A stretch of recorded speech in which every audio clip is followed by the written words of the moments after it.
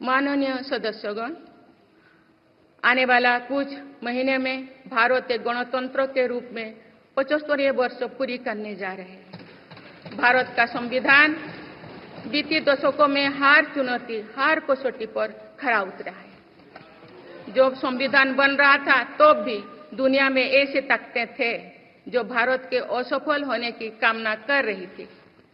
देश में संविधान लागू होने के बाद भी संविधान पर अनेक बार हमले हुए हैं। आज 27 जून है। 25 जून 1975 को लागू हुआ आपातकाल संविधान पर सीधे हमले का सबसे बड़ा और काला अध्याय था।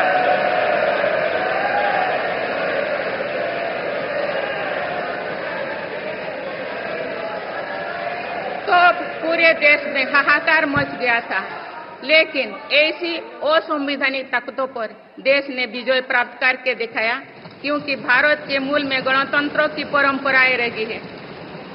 मेरी सरकार भी भारत के संविधान को सिर्फ राजकाज का माध्यम भर नहीं मानती, बल्कि हमारा संविधान जन चेतना का हिस्सा हो, इसके लिए हम प्रयास कर रहे हैं।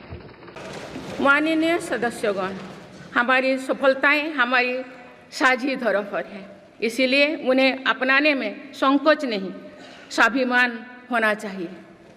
आज अनेक सेक्टर्स में भारत बहुत अच्छा प्रदर्शन कर रहा है। ये उपलब्धियां हमें हमारी प्रगति और सफलताओं पर गर्व करने की अपार अवसर देती है। जो भारत डिजिटल पेमेंट्स के मामले में दुनिया में अच्छा प्रदर्शन करता है तो हमें गर्व होना चाहिए। जो भारत के वैज्ञानिक चंद्रयान को चंद्रमा के दक्षिणी ध्रुव पर सफलता से उतारते हैं तो हमें गर्व होना चाहिए। जो भारत दुनिया की सबसे तेज बढ़ती इकोनॉमी बनता है तो हमें गर्व होना चाहिए।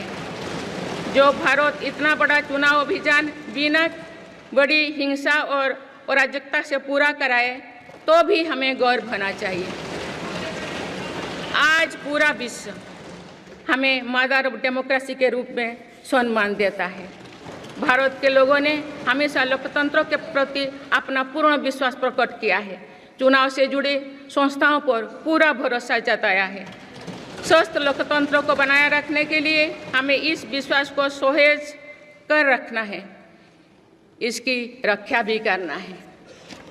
हमें याद रखना होगा, लोकतांत्रिक संस्थाओं और चुनावी प्रक्रिया पर लोगों के विश्वास को चोट पहुंचाना उसी डाल को काटना जैसे जिस पर हम सब बैठे हैं। हमारे लोकतंत्रों की विश्वसनीयता को ठेस पहुंचाने की हर कोशिश की सामूहिक आलोचना होना चाहिए। हम सभी को वो दौर याद है जो बैलेट पेपर छीन लिया जाता था, लूट लिया जाता था। मतदान प्रक्रिया को सुरक्षित बनाने के लिए ईवीएम को अपनाने का फैसला किया गया था। पिछले कई दशकों में ईवीएम में सुप्रीम कोर्ट से लेकर जनता की अदालत तो हर कसौटी को पार किया है।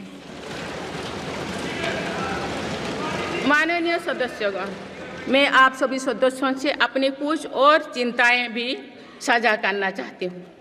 मैं चाहूँगी कि आप सभी इन विषयों पर चिंतन मनन करके इन विषयों पर ठोस और सकारात्मक परिणाम देश को। हमसे जुड़े रहने के लिए हमारे YouTube चैनल को सब्सक्राइब करें और नई वीडियो की नोटिफिकेशन के लिए बेल आइकॉन को दबाएं।